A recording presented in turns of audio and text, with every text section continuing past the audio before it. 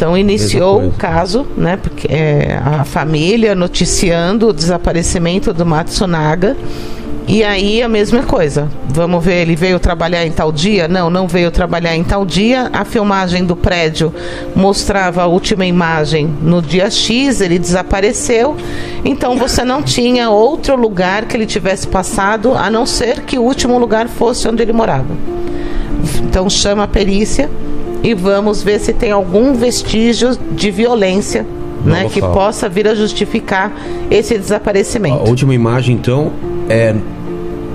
em um dia do elevador ou do prédio, do que você pegaram? Via o carro dele entrando, né, no prédio. Garagem, Aí não saiu mais, mas ela justifica que às vezes alguns amigos vinham pegá-lo, entendeu? Tá. Essa foi a justificativa. E eu não me recordo muito bem o antes, né, da investigação até chamar. Não é que eu não me recordo, eu não participei da investigação. Entendi. Antes de chamarem a gente até o apartamento. Então chama-se a perícia para fazer se tem um levantamento, se teve violência. Aí a gente vai para o local. Quando a gente vai para o local, chega a notícia de que pedaços de corpo, né? Então tinha aparecido a perna e o braço na região de Cotia, que poderia vir a ser do Matsunaga, mas até então não tinha aparecido o tronco nem a cabeça. Aí a gente parte para vistoriar a casa. Era uma casa muito grande, era um apartamento muito grande. Ele morava numa cobertura e ele compra a cobertura do lado e faz uma coisa só. Então, triplex, duplex? Era um duplex, né? Então ele compra o apartamento do lado. Vira uma coisa só. Mas vira ao mesmo tempo pra gente um caminho de rato. Porque, né, você passava pela lavanderia, saía no escritório, que ia pro outro apartamento, sabe? Era uma coisa. Então, o que o apartamento comum tinham 3 banheiras, virou 6 suítes com banheira. Você já tem a notícia de pedaços de corpos. Vamos tentar pensar com a cabeça do autor. Eu, Thelma, seccionaria uma pessoa na banheira. Até mais fácil, né? Isso.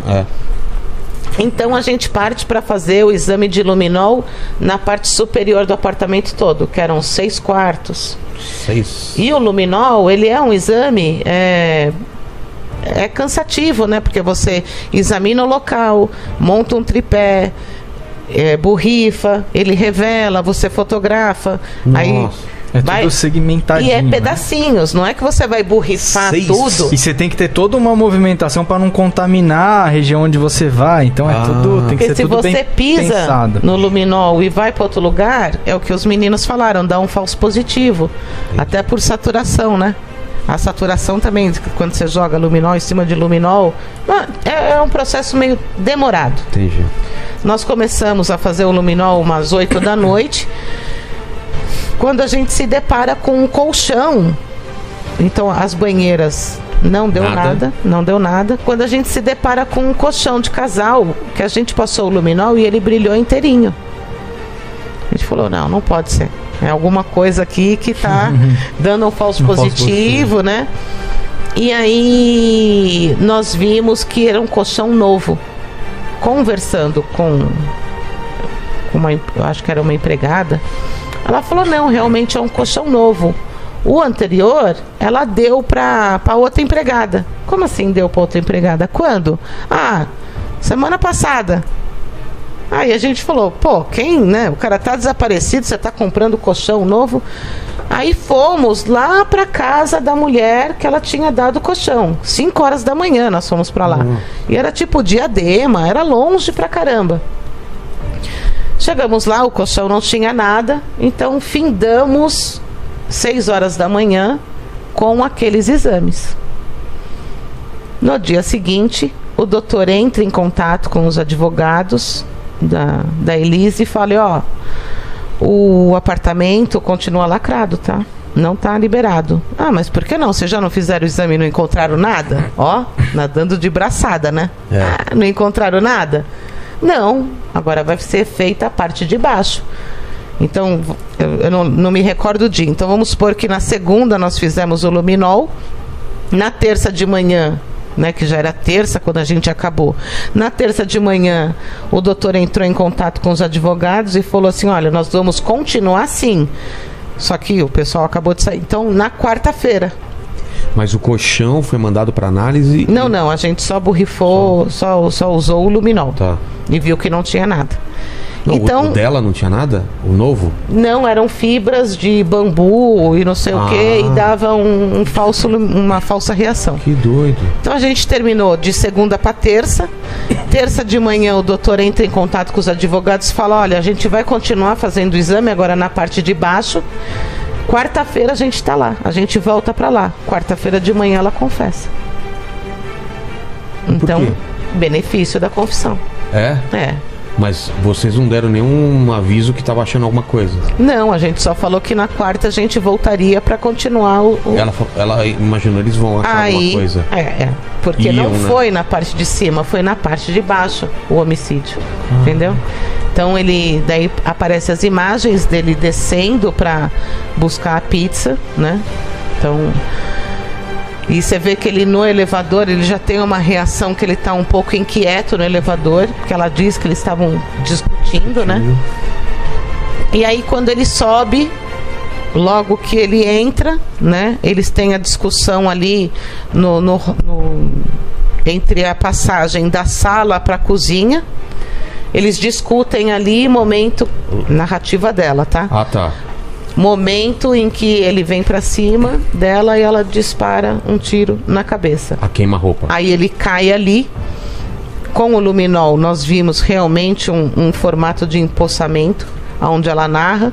E aí ela arrasta esse corpo pela sala toda até um escritório, até uma outra suíte lá de baixo.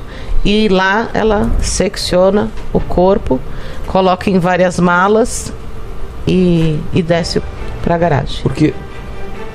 E vai jogar esses pedaços em Cotia.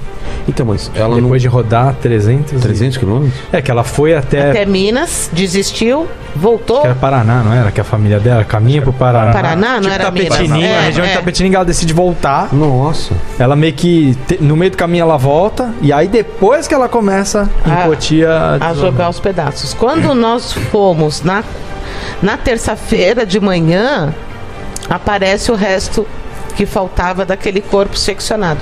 E aí sim aparece a cabeça de um oriental, e aí você tem a confirmação de que trata-se do Marcos Matsunaga. E ela não... você tem essa resposta? Por que ela não fez na banheira, no segundo andar? É porque aconteceu aquela cena lá embaixo. Não, ela diz que lá... Ali perto da sala de jantar teve a discussão, ele veio para cima dela, ela matou, que durante um momento ela não sabia o que fazer, ela arrasta esse corpo, né? E depois ela para pensar como que ela ia dar um fim naquele corpo. Então a única maneira seria, né, esquartejar e colocar em malas. Mas aí, segundo aquilo que a gente estava conversando antes, tem a confissão, mas o trabalho de vocês não para aí. Não. Vocês têm que continuar. E aí? Aí você tem que pegar amostras daquela reação do luminol. Aonde o luminol reagiu? Vamos ver se ainda tem... Então, se ele reagiu, é porque tem ainda um resquício de sangue. Você pega aquela amostra e ver se é compatível com o da vítima. Sim. Ok, aquele sangue realmente é do Matsunaga. Nós continuamos fazendo os exames na casa. Fomos atrás de todos os panos que ela utilizou para limpar a casa e também achamos resíduos de sangue. Fomos atrás de possíveis facas que ela usou para fazer os cortes. Essas facas nós não encontramos. Ela não ajudou nessa parte? Não. Aí a investigação levantou que o cano que estava na arma não era o mesmo cano da arma que ela entregou, né? E aí que a gente descobre que ela trocou o cano, né, da arma que ela atingiu o Marcos Matsunaga, mas também encontramos o cano lá na casa. Então aí então a narrativa dela, você vai buscando todos os meios periciais para provar a narrativa dela. O que vocês viram que estava errado em relação à narrativa dela? Vocês conseguiram provar alguma coisa que não batia? Ou a posição, porque quando a gente vai fazer o luminol, já que ela confessou, a gente falou, traz ela para o apartamento e a gente já faz o luminol e a reconstituição do fato, segundo a narrativa dela, né? E aí nós tínhamos o ferimento, né, dele, então a gente sabia o orifício de entrada e sabia onde foi o orifício de saída, então pegou aqui na cabeça, pegou na cabeça. E a gente tinha até manchas, tanto o corpo com o tempo de morte deixam manchas, né, que te orientam. O disparo de arma de fogo também, ele deixa determinados resíduos que vai te falar uma distância. E a distância que ela narrava era incompatível. Eu fiquei sabendo que ela narrou que era bem de perto e não foi, né? Não, ela narra que era 1,5 metro. Ela narra ao contrário. Isso, ela narra. Ela vai meio que indo pra trás, né? Isso, ela narra que é uma distância. Ela narra uma distância quando você participa da reconstituição, você tá ali, você tem alguns elementos. Não cabe ao perito ficar argumentando naquele momento. Não foi assim? Não, muito pelo contrário. Acaba orientando a pessoa. Você deixa ele falar o que ele quer, porque depois você vai fazer um comparativo com os interrogatórios com que a delegacia tem, com que o delegado tem na oitiva, entendeu?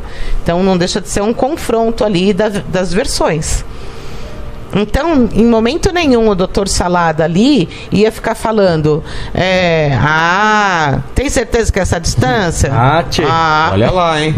Guria, né? Mas a gente sabia, nós tínhamos essa informação. E a única coisa que o Salada fazia era o quê? Puxar a certeza dela, que era aquela distância. Então aqui tá bom? Porque agora eu vou anotar. É aqui que tá bom? Então tá, então mede. Aí, sabe? E aí era completamente incompatível com a distância que a gente tinha ali no ferimento. O ferimento te falava, foi a tantos centímetros. Os elementos secundários, né? Que o tiro provocou naquela lesão te fala, a tantos centímetros prováveis, mas nunca, jamais a 1,5 metro. Então ali você sabe. Por que você acha que ela mentiu? Era melhor estar afastado ou melhor estar próximo? Eu acho que a versão dela, briga, né? Isso mesmo, eu acho que pode não ter tido. É a versão dela dizer que naquele momento ela viu que ele ia vir pra cima dela. Ela se afastou e atirou. É a questão que até é uma brinca da pizza. Pode ser que o cara tava com a pizza entrando em casa e nessa que ele tá abrindo a porta. Pode ser isso? Ele tá abrindo a porta com a pizza aqui e já tomou tiro. Isso mesmo. Perto assim? Pertinho. Caramba, pra não ter tempo nem de reação, nem de nada. E é a hora que você sabe que ele vai entrar, né? Porque acho que o trajeto ajudou, né? A ter trajeto é o caminho dentro do corpo do projétil, né? Então ele estaria com a cabeça levemente inclinada. E aí entra lateralmente o disparo, né? Eu não sei se ele desce pouco. Eu lembro que o Tchê falou, desce um pouco. O Tchê falou que parecia que era uma coisa de cima pra baixo. Isso. Aí eu não lembro da. E aí você posiciona a cabeça, porque realmente você com uma pizza na mão, você não entra assim, né? Você tá olhando a maçaneta pra abrir, você tá levemente inclinado, né? E aí com essa pequena inclinação e com a distância do tiro. Vamos pedir uma pizza ou não? Quer pizza? Eles são muito educados. Porque ontem a gente pediu pizza. Olha que bacana. Legal. Pizza? Eu quero gin. Não, gin tem. Eu tô brincando. Eu não